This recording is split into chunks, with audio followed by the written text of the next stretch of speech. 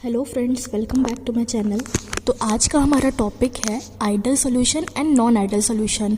Physical pharmaceutics 1 में हम start कर रहे थे, उसमें आपका नया टॉपिक है ideal solution and non idol solutions. तो चलिए स्टार्ट करते हैं। आइडल सॉल्यूशंस का मतलब, आइडल का मतलब होता है जो हर चीज़ का पालन करे, जो हर चीज़ को फॉलो करे, दैट इज़ आइडल। तो आइडल सॉल्यूशंस का मतलब ऐसा होता है कि ऐसे टाइप्स के सॉल्यूशंस, चीज़ें जिनमें कोई भी प्रॉपर्टी चेंज ना हो। अगर हम उनको डाइल्यूट करें, मिक्स करें, कुछ भी करें, तो ऐसी चीज़ें, ऐसे सॉल्यूशंस जहाँ पे क्या हो, कोई प्रॉपर्टी, सम कंपोनेंट्स की जो भी ऐड है उसमें, उनकी चेंज ना हो। ठीक है, जैसी प्रॉपर्टी है एज इट इज़ प्रॉपर्टी रहे, या उसको हम मिक्स करें, फॉर्म करें, तो जैसे हैं वो वैसे ही रहे, उन्हें बोलते हैं आइडल सॉल्यूशंस। कुछ आइडल सॉल्यूशन के एग्जाम्पल हैं, तो जैसे कि एग्जाम्पल है मेथनॉल वाटर।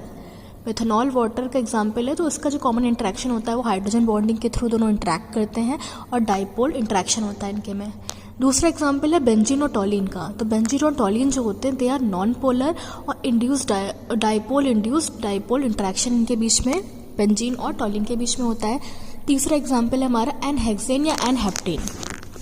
तो एनहेक्सेन और हेप्टेन का एग्जाम्पल है आपका डिस्पर्जन, या इसका कॉमन इंटरेक्शन है डिस्पर्जन या वॉन डर वाल अट्रैक्शन फोर्स होता है। ये इनके थ्रू क्या कर सकते हैं, ये आपस में इंटरेक्ट कर सकते हैं। पहली बात तो हो गई, आइडल सॉल्यूशंस ही होते हैं। दूसरा एक और फैक्टर कि आइडल सॉल्यूशन जो होते हैं वो राउट्स लॉ को फॉलो करते हैं।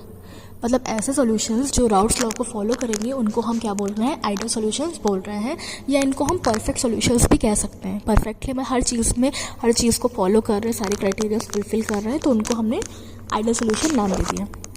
अब इनकी कुछ एप्लीकेशंस हैं आइडल सॉल्यूशंस की।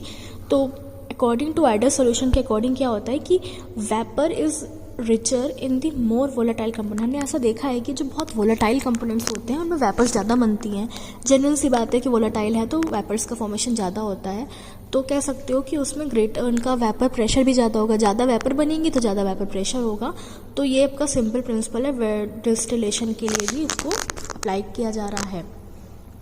अब इसके बाद क्या है कि आइडल सॉल्यूशंस का एक और हम कॉन्सेप्ट जानते हैं कि आइडल सॉल्यूशंस, हमने बोला, सपोज हमने एग्जांपल लिया कि एक ए था कंपोनेंट, को एक सैंपल था, खाली प्योर ए था, और एक बी सैंपल जो प्योर बी था। प्योर ए जो था उसमें ए नाम के पार्टिकल्स थे। जो प्योर ए था इसका वॉल्यूम V1 मान लिया, प्योर बी था उसमें बी पार्टिकल्स थे और इसका वॉल्यूम हमने V2 मान लिया। जब ए और बी को मिलाया तो आपका सोल्यूशन बना AB नाम का, AB नाम का सोल्यूशन बना। ठीक है, तो अब इसमें हमने आपको कुछ फैक्टर्स बता रही हूँ, कुछ फिनोमेना बता रही हूँ कि अगर आइडल सॉल्यूशन होगा तो डेल्टा V मिक्स का जो होगा वो 0 होगा। डेल्टा V मिक्स का मतलब चेंज इन वॉल्यूम जो होगा वो 0 होगा।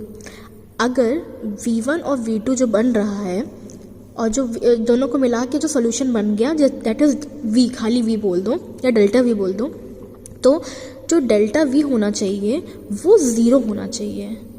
डेल्टा V मतलब 0, मतलब जितना आपने V1 लिया उतना ही V2 होगा, दोनों को मिला के जो बनेगा वो V3 जो V होना चाहिए, दोनों में डिफरेंस नहीं होना चाहिए, चेंज इन वॉल्यूम इज 0 होना चाहिए। ठीक, तो वो आइडल सॉल्यूशन के क्राइटेरिया को फुलफिल करेगा। दूसरा है कि चेंज इन एंथैल्पी जो अगर है वो भी 0 होनी चाहिए। एंथैल्पी 0 मतलब ना तो हीट लिबरेट हो ना तो हीट आए। एंथैल्पी, या जब हम इनको मिक्स कर रहे हैं, ए को बी में मिला रहे हैं, तो ना कि एनर्जी लगे ना ही एनर्जी रिलीज हो। इन दोनों का जो एंथैल्पी चेंज होगा वो भी हमारा 0 होना चाहिए। आइडल सॉल्यूशन के केस में क्या होना चाहिए, चेंज इन एंथैल्पी इज 0। तीसरा है फोर्स ऑफ अट्रैक्शन जो होना चाहिए। फोर्स ऑफ अट्रैक्शन, जितना ए आपस में जुड़ा है और जितना बी आपस में जुड़ा है, जितने फोर्स से ए जुड़ा है, जितने फोर्स से बी जुड़ा है, उतने ही सेम फोर्स से ए और बी जो बन रहा है वो भी जुड़ा होना चाहिए। जब ये इस चीज़ को फॉलो करेगा कि ए जिस फोर्स से जुड़ रहा है, बी जिस फोर्स से जुड़ रहा है, उसी सेम फोर्स से ए बी भी जुड़ेगा, तो आपका वो आइडल सॉल्यूशन कहलाएगा। ठीक है, और नेक्स्ट पॉइंट है कि जो आइडल सॉल्यूशंस होते हैं वो राउट्स लॉ को फॉलो करते हैं। आइडल सॉल्यूशंस जो होते हैं वो राउट्स लॉ को फॉलो करते हैं। राउट्स लॉ का मतलब जो टोटल आपका पार्शियल प्रेशर होता है वो इंडिविजुअल प्रेशर के बराबर होना चाहिए। जो टोटल प्रेशर है वो individual partial pressure of the sample के बराबर होना चाहिए। इस चीज़ को वो फॉलो करता है। और लास्ट है हमारा change in entropy is greater than zero. Greater enthalpy जो एंट्रोफी होती है वो आपकी ज़ीरो से हमेशा ज़्यादा होनी चाहिए। ये आपका आइडियल सोल्यूशन के कुछ हमने पैरामीटर्स बताएं कि ये चीज़ों को भी अगर फुलफिल करता है सैंपल तो उसको हम आइडियल सोल्यूशन कह सकते हैं। अब आइडियल के बाद दूसरा आता है नॉन आइडियल सोल्यूशन। तो नॉन आइडियल जो आइडियल था उसका जस्ट उल्टा कर दो तो नॉन आइडियल हो जाएगा। मतलब ऐसे सॉल्यूशंस जो राउल्स लॉ को फॉलो ना करें, ऐसे सॉल्यूशन जो चेंज इन वॉल्यूम उसका ज़ीरो के बराबर ना हो, ऐसे सॉल्यूशन जो चेंज इन एंथैल्पी उसकी ज़ीरो के बराबर ना हो, ऐसे सॉल्यूशंस जिनका ए बी की जो फोर्स लग रहा है वो ए बी के बराबर ना हो। मतलब फोर्स पहले कुछ लग रहा है बाद में ज़्यादा लग रहा है या कम लग रहा है, कुछ भी लग रहा है, बराबर नहीं होना चाहिए, तो वो नॉन आइडियल सोल्यूशन होगा। जो एंट्रोफी होती है वो आपकी ज़ीरो से ज़्यादा ना हो। मतलब जो भी चीज़ें उल्टी होंगी आइडियल सोल्यूशंस की that are non ideal solutions. ठीक है, तो ये आपका एक जनरल डिफरेंस हमने बताया आइडियल और नॉन आइडियल में। आइडियल और नॉन आइडियल के बारे में एक कर्व भी है, वो आपको आपके हम राउल्स लॉ जब पढ़ाएंगे तो उसमें आपको स्टडी करा दिया जाएगा। तो फ्रेंड्स आज के लिए इतना ही। अगर आपको वीडियो अच्छी लगी तो उसे लाइक करिए, अपने फ्रेंड्स के साथ शेयर करिए। तब तक के लिए keep learning, keep listening. Thank you.